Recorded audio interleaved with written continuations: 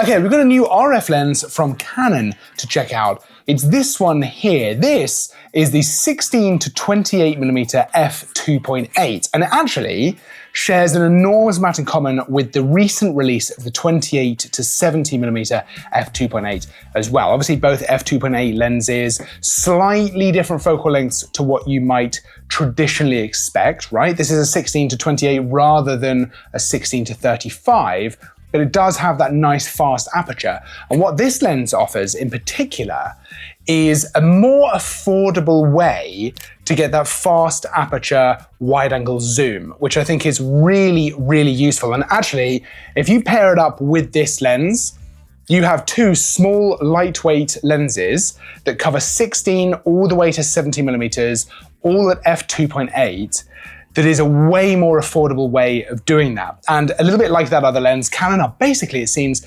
bringing in more options for photographers and videographers as well. So obviously you've got the L lenses, which offer just absolutely amazing quality. They're beautiful lenses.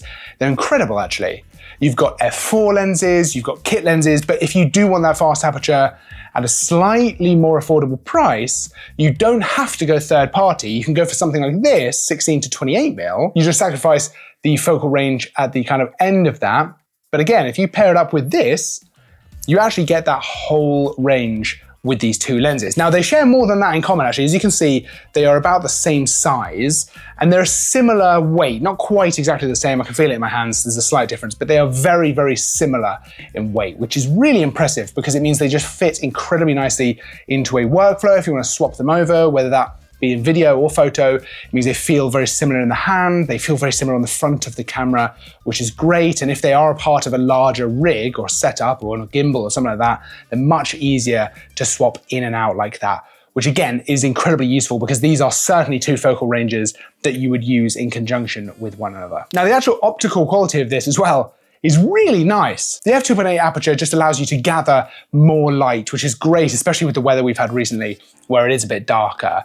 It allows you to get more of that in. You can get some slight out of focus areas. Of course, it's wide angle, so you're not probably really thinking as much about, the bokeh of the shots. But I think the actual image quality is lovely. The shots look nice and sharp, especially in the center, but out towards the edges as well. They're nice and sharp. The resolution is good. I was using this with the R8, which is actually a really nice camera to pair this up with. But even if you were using this with a slightly higher end camera, I think you could get some really beautiful results with this. And actually, I think this is a really interesting option against something like the 16 to 35 L lens. You've got the same sort of controls on this that you find on the 28 to 70. So you've got the AF/MF switch, the stabilization on or off, which seems to work really well with cameras like the R8, for example, and obviously cameras like the R5 too. This would be stunning with the stabilization. It means that handheld video is super, super easy, but also you can use a much longer shutter speed, which you love to see. I love being able to do that when I'm taking photos.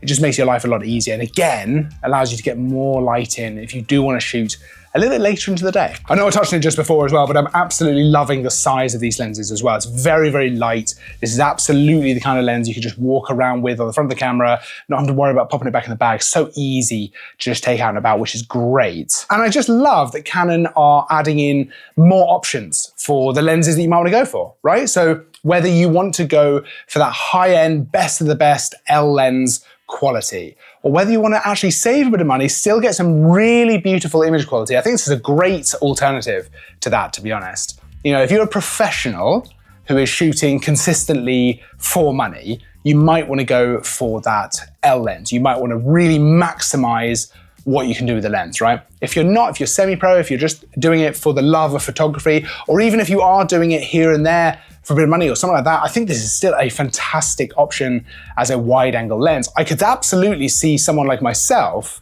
using this absolutely all the time for both video and photo, especially kind of internal stuff. I could see myself using this for a lot of that kind of thing. I also think this has a great place in the world of kind of content creation because it's great for, filming yourself, for getting all kinds of different things, great all-rounder.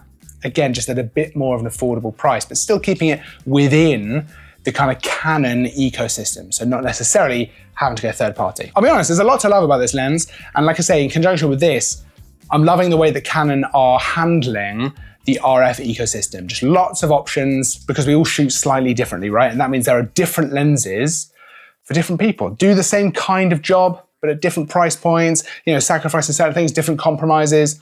And I think that is fantastic. You can check out the new 16 to 28mm as well as the 28 to 70. I'll pop links for both of those down in the description so you can see the full spec, the pricing, all the fun stuff, all the detail that you want to see. Of course, don't forget to like, subscribe as well if you enjoyed the video. We've got loads more stuff coming, reviews, tutorials, loads of stuff. I'll see you in the next video, but until then, as always, thanks for watching.